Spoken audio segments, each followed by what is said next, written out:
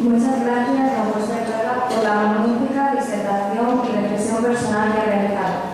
Seguramente sus conocimientos nos han verificado el contexto económico que vivimos y, sobre todo, gracias por su invitación para que reflexionemos cuál ha sido nuestra responsabilidad y nuestro papel como cristianos en esta crisis. Abrimos ahora un turno de preguntas. ¿Nos puede decir algo bueno? Es que no podemos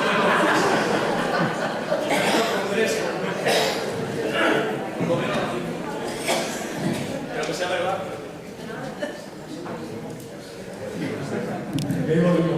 Estoy buscando en los baúles de los recuerdos.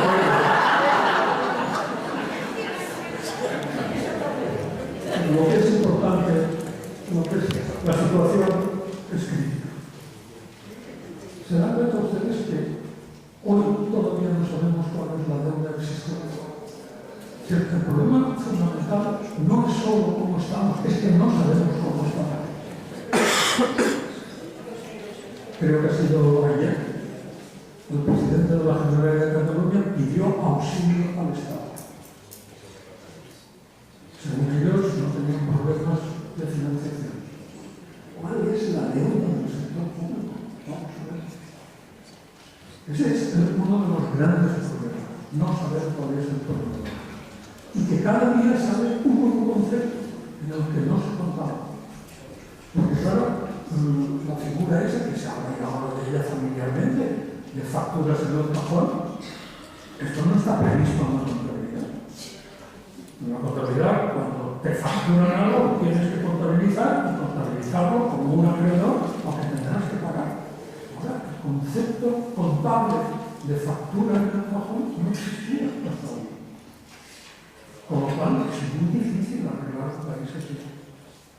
De todas formas, lo último que el cristiano puede perder es la esperanza. Yo sigo sonriendo, pero vamos a ver, lo que está muy claro es, voy a decirlo, me sería más fácil poner el ejemplo de Grecia porque diríamos, son los griegos, pero luego apliquemos los dos, ¿no? España ha vivido por encima de sus posibilidades, y digo España, todos los españoles han vivido por encima de su renta, por encima de sus posibilidades, en un orden como de un 35% de medio. ¿Eso qué significa? España tiene de hacer ganar, de ser más pobre en un 35%. ¿Qué político se puede hacer eso? Si quiere perder las elecciones, cualquiera.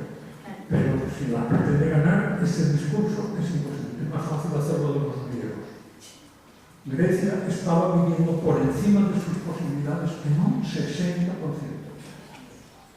¿Qué pasaría si Grecia, no si España, no, encima Grecia dice sí al euro, pero no a los ajustes o a la austeridad? Eso no está inventado. Es el conflicto que he empezado diciendo que existe en economía. Los recursos son los que son. No se empeñen que son 3 veces eso, porque no lo son. Entonces, el griego no se ha enterado de ese conflicto entre recursos y necesidades y apetencias. Entonces, ¿qué están diciendo? Sí que quiero el euro, pero no quiero restricciones. O sea, quiero vivir en un 60% por encima de mis posibilidades. No puede ser. Eso llega un momento en que estalla. Y en Grecia estalló antes que en España. Pero España ha vivido, no tanto como Grecia, por encima del rango del 60%, pero sigue en el rango del 30% por lo menos, por encima de nuestras posibilidades. Si Grecia se sale hoy del euro y vuelve a abrazar el dracma, Grecia tendrá 3 o 4 devaluaciones seguidas del dracma, donde el dracma perderá el 60% de su valor. Y esa es una pobreza que el griego ya no discute, porque no tiene ocasión para discutir, porque nadie dice que va a haber un plan de austeridad. Lo que pasa es que el dracma que tiene en la mano le va a servir solo para el 40% de lo que le servía antes. Y a España le pasaría lo mismo. Si nosotros nos saliéramos del euro y volviéramos a nuestra honesta peseta, pues tendríamos 2 o 3 devaluaciones, la peseta perdería valor respecto al euro, los costes incrementarían en el interior del país y nuestras rentas servirían un 35 o un 40% menos de para lo que servían antes. Nos habríamos empobrecido, pero por razón de los hechos, sin discursos y sin programas políticos. Entonces, de esto tenemos que estar convencidos. Y de que la austeridad no es la eliminación del despilfarro, que efectivamente es austeridad en la medida en que sea voluntaria, pero que desgraciadamente aquellos que ya no es voluntaria porque se han visto afectados frontalmente por la crisis y han visto en sus carnes lo que significa quedarse sin rentas del trabajo y con la prestación por desempleo agotada y el subsidio de desempleo de 400 euros, saben lo que significa austeridad forzada. O se llega a la austeridad voluntaria o la austeridad forzada afectará a mucha más gente de la que está afectada. ¿Hay solución? Por supuesto que sí. Sí, además, en economía hay una lección que es muy dramática, si quieren ustedes, pero de todas formas es aquello que llaman la luz al final del túnel, ¿no? Y la economía siempre acaba equilibrándose. Lo que pasa es que con cargos, ¿qué? Y acaba equilibrándose porque efectivamente, si no hay recursos, pues empezaremos a consumir menos, irá consumiendo menos, cerrarán más empresas, habrá más desempleo, y cuando estemos en la parte más baja, empezaremos a crecer, ya no nos importará qué trabajo nos ofrecen, el primero que nos ofrezcan lo cogeremos y no regatearemos salario, porque si nos ofrecen 500 euros, 500 euros. Mejor que cero. Pero muchas veces en la economía de las cosas se tiene que poner mucho peor, como en el año 30, en la gran crisis, para que la economía a partir de ahí empiece otra vez a poder despegar. Muy triste, muy triste. A mí la conferencia esta solo me tranquilizó cuando vi un programa que después tiene la vigilia de desempleo.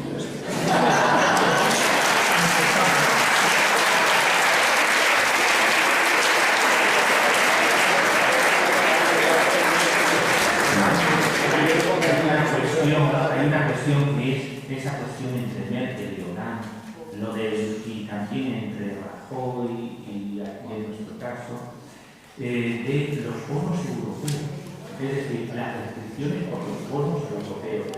¿Qué es eso de los bonos europeos? Bueno, el bono europeo es un título de préstamo. Es un bono que está garantizado por todos los países europeos en función de su potencia. Entonces, ¿cuál es el problema? ¿Por qué Merkel es la que sale atacando los bonos europeos? Tiene dos razones para hacerlo. Una es que ella es la que va a garantizar los bonos europeos. El otro que puede garantizarlo son los Países Bajos, Holanda. Pero claro, Holanda, comparado con Alemania, es una apéndice, pues nada.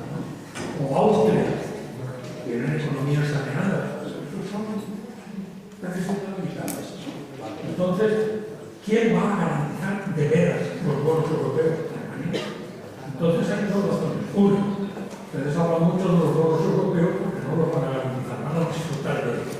Van a pedir que el bono europeo les dé dinero al país para equilibrar sus cuentas. Y la segunda razón, que tampoco le falta motivos para pensar, es que si abrimos la espita de que hay una forma de endeudarse fácil, que son los bonos europeos, no va a haber disciplina entre los países. Y hay un problema clave, técnico, y por ello no he hablado de él. El euro es la única experiencia que ha habido en el mundo, hasta el momento presente, de países distintos, con una misma moneda y no con un mismo gobierno. Es decir, Estados Unidos no tiene problema entre los estados. Todos tienen un único gobierno, que es el gobierno de los Estados Unidos, que es el que emite el dinero. Aquí el dinero lo emite la Unión Europea, la Unión Monetaria Europea, Banco Central Europeo. Y de ella participan de la misma moneda 17 países, cada uno con un gobierno, con unos principios de política económica y con unas visiones de la vida completamente diferentes. En Alemania, cuando se habla de que se acerca a una crisis, la gente empieza a orar. Aquí lo que decimos es: se han creído que me lo voy a creer.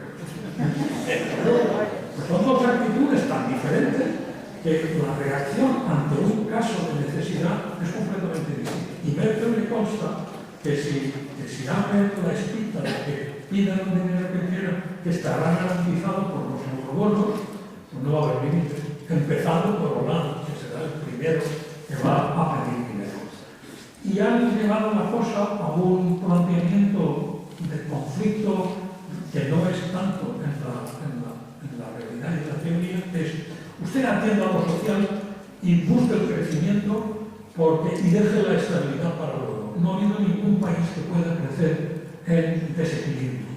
Cuando se produce eso, la teoría económica lleva trabajando sobre ese tema, lleva hablando de ello hace más de 50 años. Y cuando una economía se la hace crecer estando en desequilibrio, lo que se generan son grandes bolsas de especulación, pero no se hace un crecimiento armónico. La doctrina económica te dice: primero estabiliza y después crece. Y esa es la teoría más comprobada, como más cierta. Pero se vende mejor la otra, y Francia vende mejor la otra. Francia es que vive en un mercado de ficción. Su agricultura no es la agricultura competitiva. Toda la política agrícola común, ¿qué es la política agrícola común? Sino un instrumento de protección de la agricultura europea frente a la agricultura de países menos desarrollados. Esta es la realidad. ¿Y cómo se hace todo eso? A base de subvenciones, no a base de mercado. Entonces, estamos viviendo en un mundo muy de ficción. Por eso no es extraño la pelea Merkel. Merkel tiene elecciones, y no sé si sus elecciones le obligarán a aflojar un poco las pretensiones.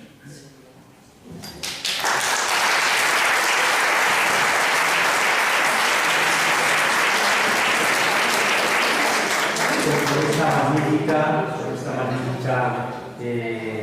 conferencia clausuramos este congreso teológico pastoral, porque yo creo que ha sido una experiencia eclesial, hermosísima, de comunión, pero como ha dicho muy bien el profesor, yo creo que también es cuestión de que pasemos ahora a la celebración de la vigilia de Pentecostés, sabiendo que, como decía ya el Papa Pablo VI en el Evangelio Cristiano, pues incluso todos los recursos, todos los métodos, todas las soluciones que podemos hacer no pueden, desde luego, solucionar si realmente la presencia discreta, necesaria, importante del Espíritu Santo como Señor y Dador de vida.